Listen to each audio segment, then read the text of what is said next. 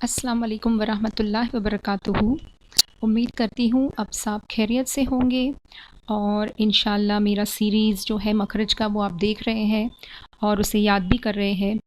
और आपको मैंने बताया था अलिफ़ से ख़ौ तक का आप ज़रूर याद करना और मेरे ये वीडियो को ज़रूर देखना, एंड तक देखना। चलिए मैं आज आपको ख़ौ के बाद वाला जो सीरीज़ है वो पढ़ाऊँगी, जो है क़ाफ़ से ज़ौद तक। तो हम क़ाफ़ से ज़ौद तक आज पढ़ेंगे। पहले हमने जो सीरीज़ में पढ़ा था वो अलिफ़ से ख़ौ तक का पढ़ा है।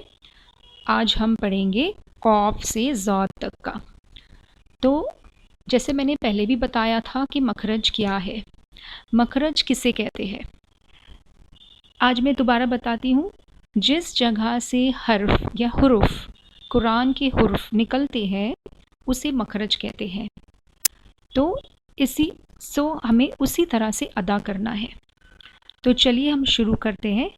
और आप मेरी स्क्रीन पे देख रहे होंगे, लेफ़्ट साइड पर जो है वो मैंने इंग्लिश में प्रिंट किया हुआ है और राइट साइड पे उसी को मैंने हिंदी के अल्फाजों की तरह है। तो जब आप वो पढ़ेंगे वो आपको हिंदी में पढ़ना होगा उसका।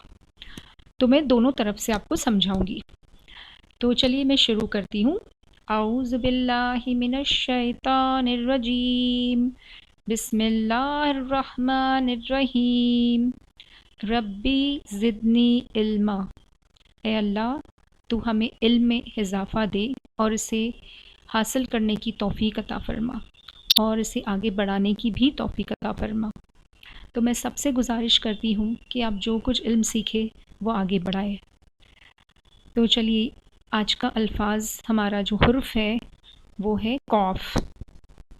तो आप देखेंगे क़ाफ़ जो है वो किस तरह से निकलता है। क़ाफ़ क़ाफ़ क़ाफ़। क़ाफ़ comes out from the root of the tongue and the soft palate।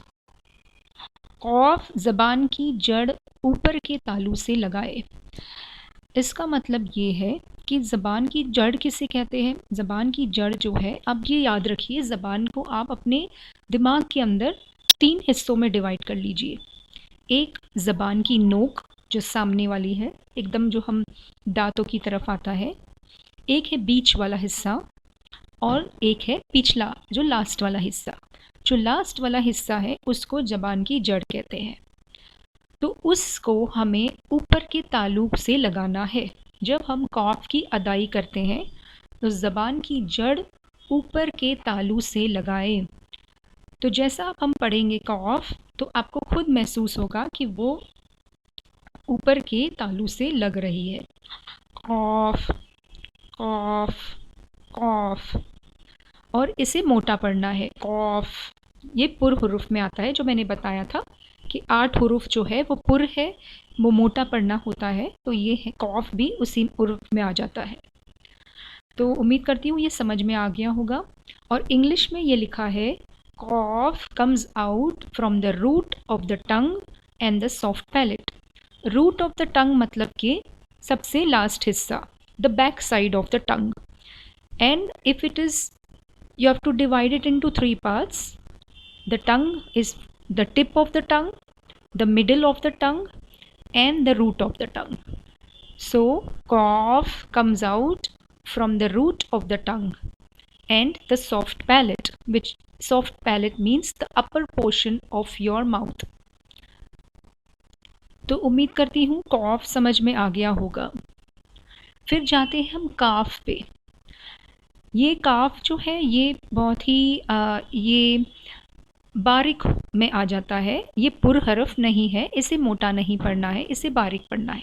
तो काफ, इसे हम आसानी से अदा कर सकते हैं। काफ, काफ में क्या होता है, इसे किस तरह अदा करना है, पहले मैं इंग्लिश में पढ़ाती हूँ। काफ comes out from the root of the tongue and the hard palate. ठीक है, तो ये हमें बिल्कुल ऑपोजिट करना है। कॉफ में जो है, जो हमारा पिछला ज़बान का जो जड़ है वो ऊपर के तालू से टच करती है और काफ में जो है वो नीचे टच करेगी। तो ज़बान की जड़ ऊपर के तालू से बिल्कुल ऑपोजिट यानी नीचे की तरफ लगाएं। तो पिछला जो हिस्सा है जड़ ज़बान का वो आप नीचे की तरफ आएगा, ऊपर नहीं आएगा। तो इस वजह से ये बारीक है, ये मोटा नहीं पढ़ा जाता है। अगर हम कॉफ बोलते हैं तो ऊपर की तरफ टच होगा, काफ बोलते हैं नीचे की तरफ टच होगा। तो इस वजह से ज़बान की इस तरह से इसकी अदाई होती है दोनों कॉफ और काफ में, बिल्कुल अपोजिट, बिल्कुल एक दूसरे से मुख्तलिफ। तो समझ लीजिए ऊपर और नीचे इस तरह से।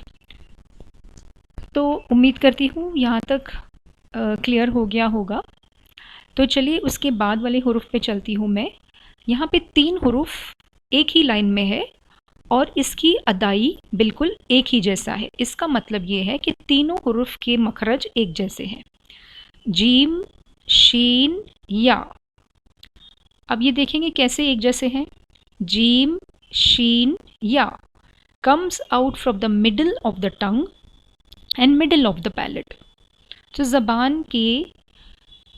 ज़बान की दरमियानी वाले हिस्से से निकलता है ये, तो मिडिल ऑफ द टंग। जैसे मैंने बताया आपको कि हमेशा ये याद रखना, मुंह के भी 3 हिस्से और ज़बान के भी 3 हिस्से, इसी तरह आप याद रखना। तो ये तीनों हिस्से में से कौन से हिस्से में से कौन से हुर्फ निकलते हैं। तो जीम, शीन, या वो ज़बान के दरमियानी वाले हिस्से से निकलता है, जीम, शीन, या। तो जब, और ये जो ऊपर का हमारा तालु है वो भी बीच वाले हिस्से पे आके टच होता है। तो जब आप पढ़ेंगे तो आप एक खुद महसूस होगा कि ये इस तरह से टच हो रहा है, जीम, शीन, या। तो ये आसान है। फिर आ जाता है हमारा ज़ौद।